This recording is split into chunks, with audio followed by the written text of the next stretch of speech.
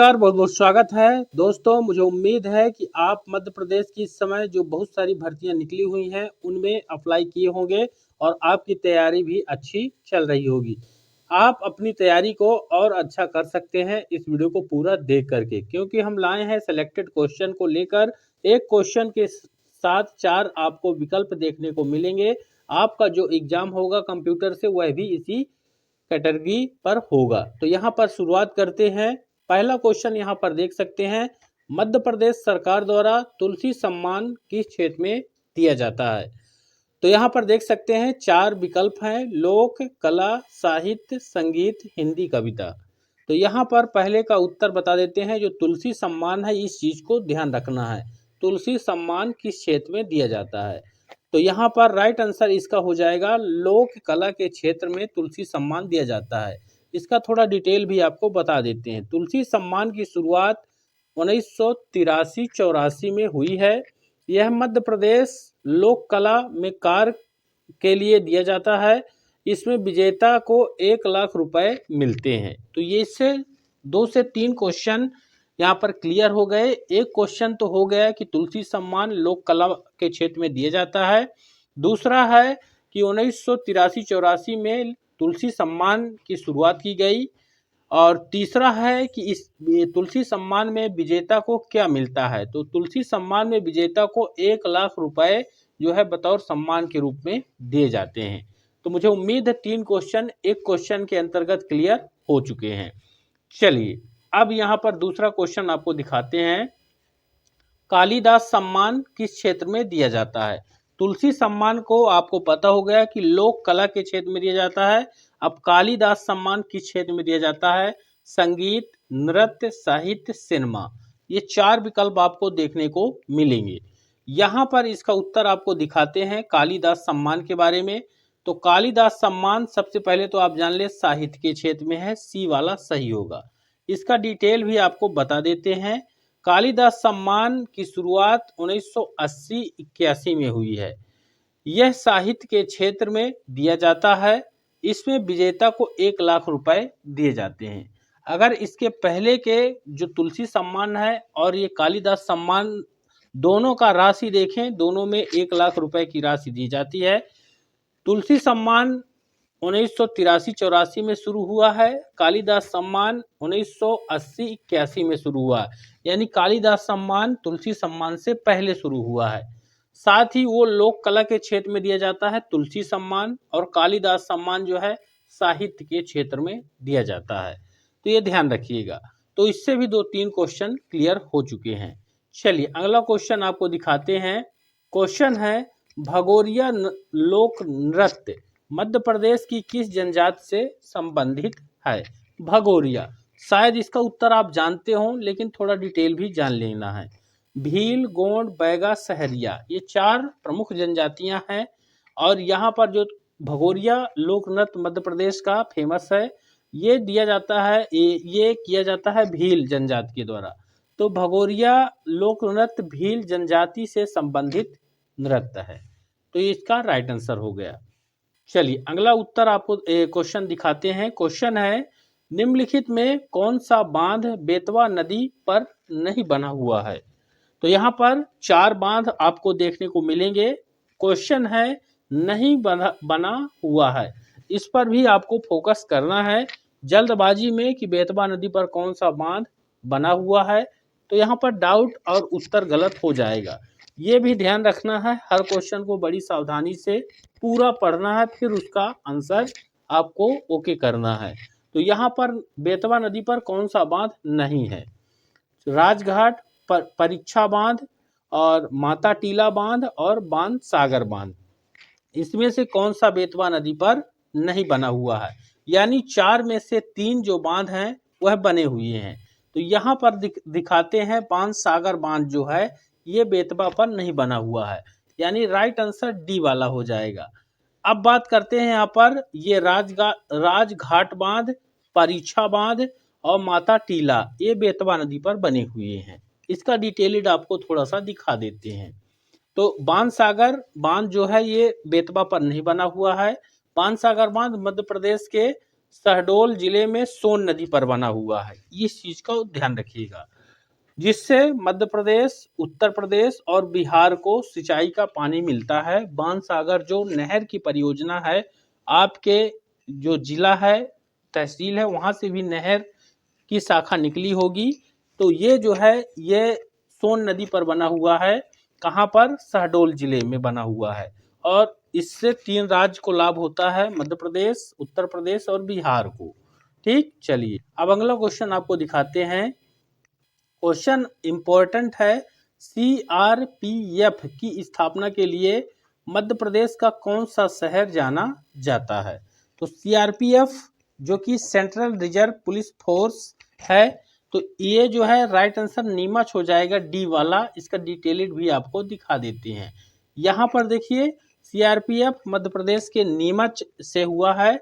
CRPF की स्थापना crown representative police के रूप में, ये पुराना नाम है सीआरपीएफ का, मध्य प्रदेश के नीमच में 27 जुलाई 1939 को हुई है। ध्यान रखिएगा तारीख, 27 जुलाई 1939 को हुई है। आज़ादी के बाद इसका नाम केंद्रीय रिजर्व पुलिस फोर्स कर दिया गया है। तो यहाँ पर इस चीज को, इन पॉइंटों को अच्छे से नोट करना है। तो यहाँ पर मुझे उम्मीद है आप अच्छे से समझ गए हैं। सीआरपीएफ जिसका नया नाम जो अभी वर्तमान में है केंद्रीय रिजर्व पुलिस फोर्स है, और जो पुराना नाम है वो क्राउन रिप्रेजेंटेटिव पुलिस है। अगला क्वेश्चन आपको दिखाते हैं। क्वेश्चन है, निम्नलिखित में कौन सा जिला नर्मदा नदी के मार्ग में नहीं है? 4 विकल्प हैं, मंडला, देवास, खरगोन, विदिशा। कौन सा नर्मदा नदी के मार्ग में नहीं है? यानी सीधी बात है कि 3 जो है नर्मदा नदी के किनारे ही है और एक अलग है।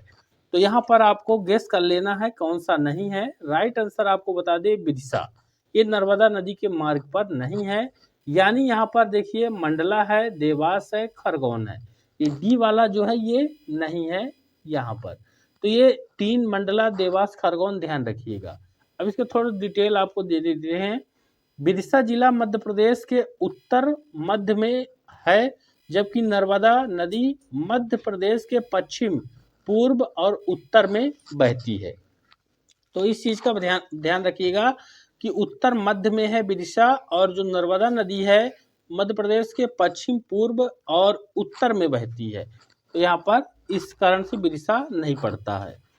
अगला क्वेश्चन आपको दिखाते हैं। क्वेश्चन है, निम्नलिखित में कौन सी जगह यूनेस्को की विश्व धरोहर नहीं है? तो यहाँ पर देख सकते हैं 4 विकल्प आपके सामने मिलेंगे। इसमें से एक जो है विश्व धरोहर में नहीं है। खजुराहो का स्मारक, भीमबेटका का पत्थर शेल्टर, सांची का बुद्धिस्ट स्मारक और विदिशा की उदयगिरी गुफा। तो यहाँ पर देख सकते हैं, इसका उत्तर भी आपको दिखा देते हैं। ये डी वाला राइट आंसर होगा। ये विश्व धरोहर में नहीं है। कौन सा? विदिशा की उदयगिरी गुफा। बाकी खजुराहो के स्मारक, भीमबेटका के पत्थर शेल्टर, सांची के बुद्धिस्ट स्मारक जो बने हुए हैं, ये विश्व धरोहर में शामिल है यूनेस्को की। और ये विदिशा वाला जो है ये नहीं शामिल है। इस चीज का ध्यान रखिएगा। तो यहाँ पर डिटेल में थोड़ा सा दे देते हैं।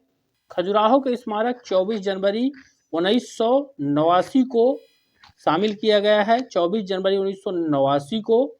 और भीमबेटका 2003 में, और खजुराहो 15 अक्टूबर 1982 को विश्व धरोहर घोषित किया गया है। यानी ये खजुराहो की जगह जो है ये बुद्धिस्ट वाला है, ये यहाँ पर इसको शामिल किया गया है, ये ध्यान रखिएगा। ठीक, खजुराहो 15 अक्टूबर 1982 यहाँ पर लिखा हुआ है, तो इस चीज़ का ध्यान रखिएगा। ये बुद्धिस्ट वाला है, 1982 में शामिल किया गया है। फिर यहाँ पर देखिए अगला क्वेश्चन है, पवित्र शहर महेश्वर किस जिले में स्थित है? महेश्वर खंडवा में, इंदौर में, बुरहानपुर में, खरगोन में। तो महेश्वर पवित्र शहर है, सभी जानते हैं। अब ये स्थित कहाँ पर है? तो इसका राइट आंसर आपको दिखा देते हैं। यह स्थित है मध्य प्रदेश के खरगोन जिले में। तो यहाँ पर देखिए, महेश्वर को 2014 में पवित्र शहर घोषित किया गया। एक क्वेश्चन यही क्लियर हो गया। यह नर्मदा नदी के किनारे है और खरगोन जिले में स्थित है। तो जो महेश्वर है नर्मदा नदी के किनारे है और खरगोन जिले में स्थित है। ये 3 क्वेश्चन क्लियर यहाँ पर हो गए हैं।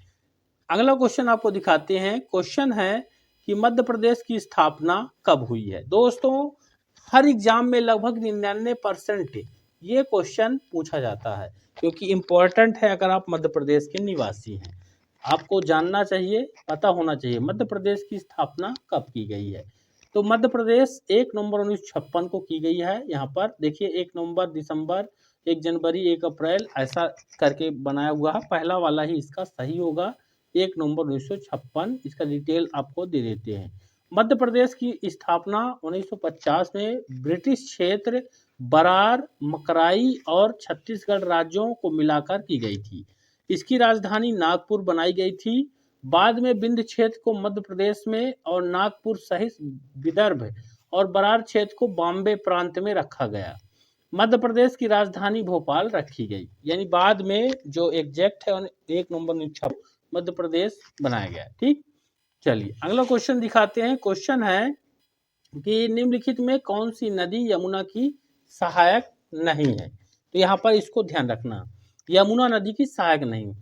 केन, बेतवा, चंबल, तवा, यहाँ पर ये 4 विकल्प आपको देखने को मिलेंगे। कौन सा यहाँ पर सहायक नहीं है। तो यहाँ पर देखिए कौन सा नदी सहायक नहीं है। तो तवा नदी जो है यमुना की सहायक नदी नहीं है। यहाँ पर क्लियर है कि केन यमुना की सहायक है, बेतवा सहायक है, चंबल सहायक है। तो इन चीज़ों को आप नोट कर सकते हैं, लिख सकते हैं, याद रख सकते हैं कि केन, बेतवा और चंबल ये यमुना की सहायक नदियां हैं, और जो तवा है ये यमुना की सहायक नदी नहीं है। इसका डिटेल आपको थोड़ा सा देंगे। तवा नदी नर्मदा की सहायक नदी है। यह बैतूल में सतपुरा श्रेणी से उत्पन्न होती है। तो तवा जो है ये यहाँ पर तवा नदी नर्मदा की सहायक नदी है, ये भी क्लियर हो गया। और ये मिलता कहाँ है, बैतूल में सतपुरा श्रेणी से उत्पन्न होती है, निकलता है। ठीक, तो आज की इस वीडियो पर इतने ही क्वेश्चन रहेंगे। मुझे उम्मीद है ये क्वेश्चन आपको पसंद आए हैं। इसको लाइक और शेयर जरूर करें, चैनल को सब्सक्राइब करें इसी तरह के लेटेस्ट और नए क्वेश्चन और आंसर के लिए। धन्यवाद।